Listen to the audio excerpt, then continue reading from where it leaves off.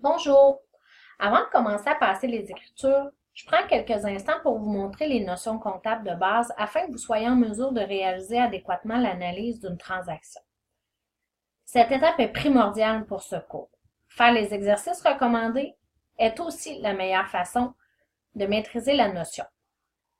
Donc, comme vous le savez, la convention implique que dans toutes les transactions comptables, le débit égale toujours le crédit. Donc, il faut vérifier l'égalité, l'équilibre de la transaction. Total actif égale total passif. Donc, dans l'analyse de transaction, la première étape consiste à examiner attentivement la pièce justificative fournie. Ensuite, les questions à retenir pour analyser une transaction afin d'en faire une écriture sont les suivantes.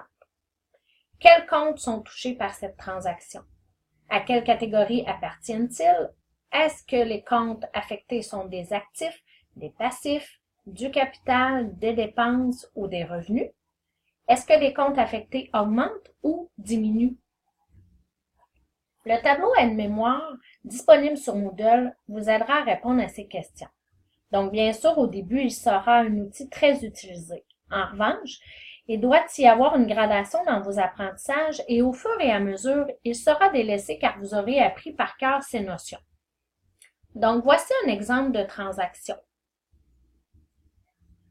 Le 3 janvier, l'entreprise reçoit un montant de 500 $ de l'un de ses clients pour payer un compte.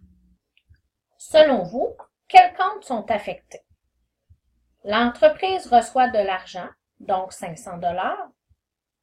Il s'agit du compte en caisse ou argent en banque selon le plan comptable. Ensuite, un client paie un compte. Il s'agit donc du compte client ou somme due par un client. Je réponds maintenant à la question sur la catégorie de ces comptes.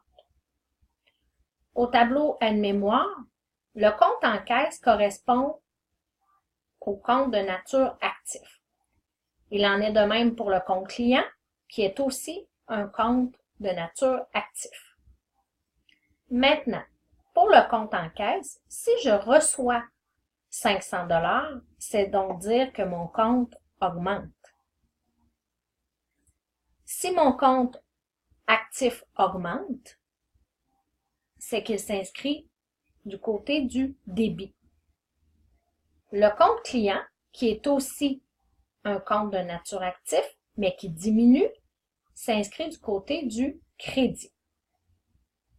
Donc, l'analyse de la transaction, le compte touché en caisse, de nature actif qui augmente, s'inscrit au débit pour 500 $.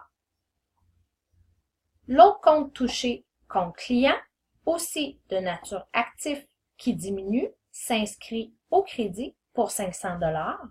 Donc, l'écriture au compte touché, le compte en caisse s'inscrit du côté gauche, du côté des débits pour 500 $, et le compte client s'inscrit du côté droit pour 500 $ au crédit.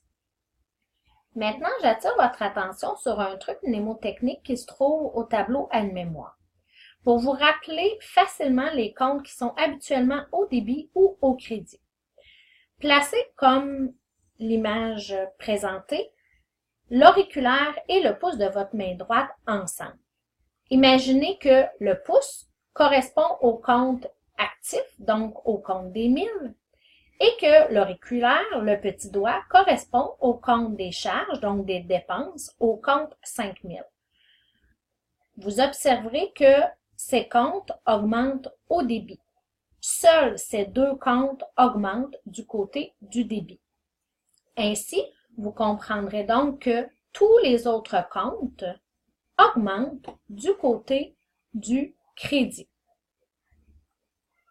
C'est un petit truc qui vous aidera à délaisser graduellement le tableau aide-mémoire. Alors voilà, j'espère que cette procédure vous sera utile.